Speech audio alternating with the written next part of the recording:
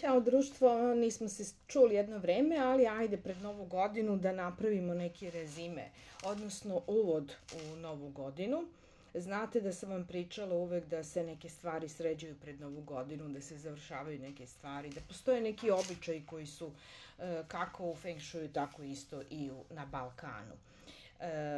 Decembar je generalno jedan mesec koji je hladan i pripada yin energiji i samim tim mi treba da se ogrejemo i dodamo neku, dodatak je ta yang energija, znači neke crvene boje, oranž, žute, prosto da privučemo sunčevu energiju, takozvanu životnu energiju, jer treba proći kroz novu godinu i dolazimo opet u vreme proleća kada počinje yang energija. Šta se u stvari dešava?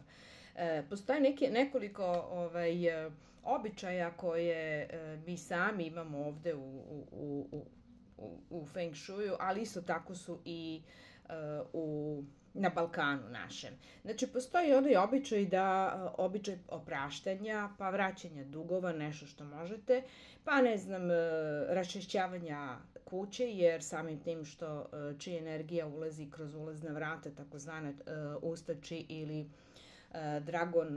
dragon breath, zmajev udah. Dakle, moramo da očistimo sve što je ispred vrata da bi došla ta nova sveža energija. To podrazumeva takođe i ovu energiju predsoblja, ali isto tako i ceo stan.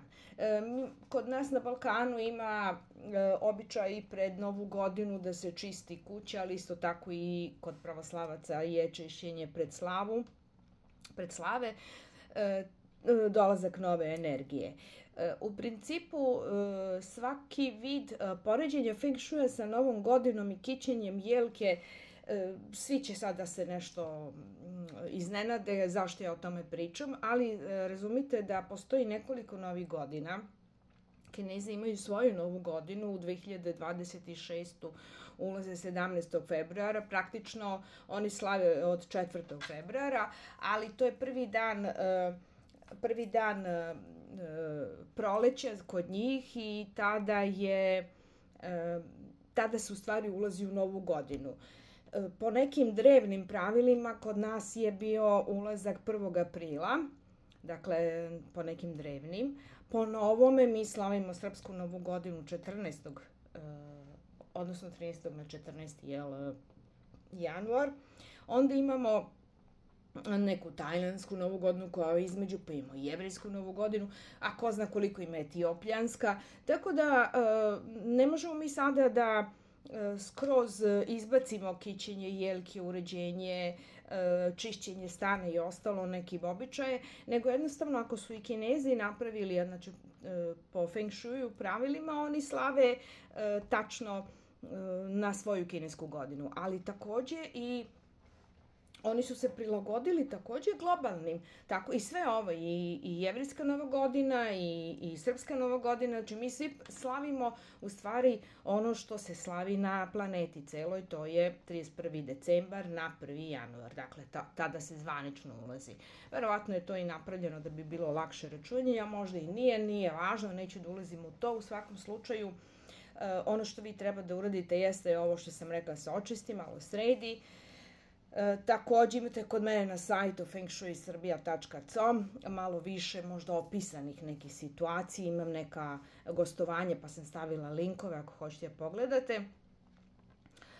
Za sledeću godinu to je godina vatrenog konja, to je godina koja nam donosi veću i jaču energiju nego što smo imali, jer mi od 2019. godine nismo imali yang energiju, nismo imali energiju vatre, imali smo yin energiju, pa smo 2020. godine imali pandemiju, bolesti, tako da se jedva izvukosmo i evo ulazimo konačno u novu vatrenu godinu koja će doneti mnogo promena, što po principu po kineskoj godini, što po principu Feng Shui letećih zvezda, takozvanih energija koje lete po prostoru, znači to nisu ove astronomske zvezde ili astrološke, i jedne i druge, nego ovo je živi vid energije koji se stalno pomere. Znači, vi znate da se Feng Shui bavi fluktuacijom energije, samim tim iz jedne godine, svake godine se pomera po određenom principu. Tako je ove godine, iako smo u periodu 9, da je vatrena energija 20 godina, ove godine je zvezda 1, koja je zvezda promena, vode, yin, inovacija, ona je u centru planete, u centru ovoga lošog kvadrata. Dakle, očekujte jako velike promene. Još će tu biti jačina veća što se tiče yang vatrenog konja. Tako da, onaj ko se nije spremio, verovatno i ne sluša ovaj video, jer ga neće ni interesovati, pa će dobiti ono bum. Ali svakako, neko ko se spremio i ko je osjećao da će doći do nekih poslednjih godina, do nekih većih promena, a ja što sam obaveštavala, jer smo mi 2024. ušli u period 9, znači završetak svega, i ušli u nov period, završili smo period 8, ušli u period 9, kada moraju ovi sledećih 20 godina da se potpuno završe neke inovacije koje su spremljene za planetu. Šta god vi mislili, ali stvarno neko ima određenu misiju, ajde da kažemo da je to neka viša sila, da li je to Bog, Allah, kosmička sila, kako hoćete, u svakom slučaju nešto jeste predviđeno da bude na našoj planeti, a samim tim, naravno globalno, samim tim od pre 2024. godine smo ušli, pa smo već 2 godine u tom periodu 9, ove godine je broj 1, tako da te neke inovacije donose i nove boje. Kao što vidite, imam i ja tu neku plavu, crvenu boju. To su sve boje koje su za sledeću godinu primarne.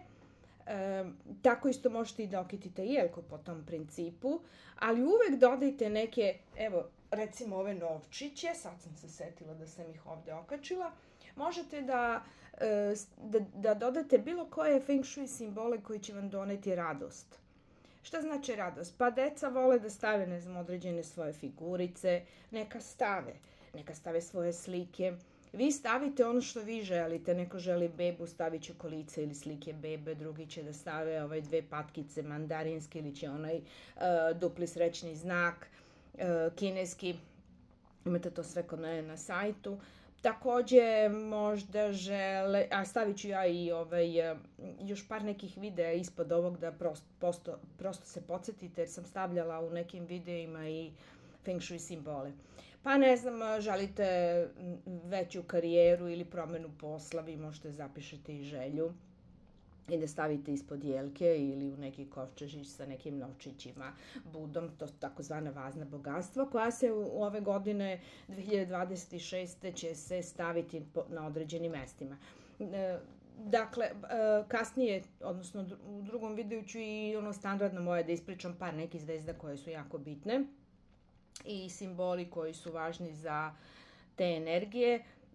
Recimo ona slana metalna voda što svi vole da čuju gde se stavlja, kad se stavlja i tako dalje. Pa samim tim vi možete, ne morate sastavljati lekove što se tiče ovih Feng Shui simbola koji leče, ne morate da ih stavljate kod jelke, vi uvek stavljate na jelku aktivaciju, znači ono što želite, simbole za aktiviranje, znači aktivatore. Što se tiče vašeg službenog prostora, da li je to home office ili je to baš kancelarija koju imate, obratite pažnju i tu stavite neke Feng Shui simbole. Tako da bude bolja energija, jača, da vam pomogne u sledećem radu i kad se vratite sa posla, znači kad se vratite, na posao, jer će biti dosta dugački praznici, bit će i Nova godina, pa dolazi u Srbiji će doći i Božić i to su sve, pa onda Nova godina, Srpska, to su sve neradni dani, mislim možda će neko i da spoji, da otputuje, pa su dečiji praznici, odnosno dečiji raspust zimski, tako da kad se vratite na posao da bude vam i dalje jaka energija. O tim nekim poslovnim varijantama sam pričala u posebnim videima, ali svakako nećete preterati sa dekoracijama koji sada već stavite.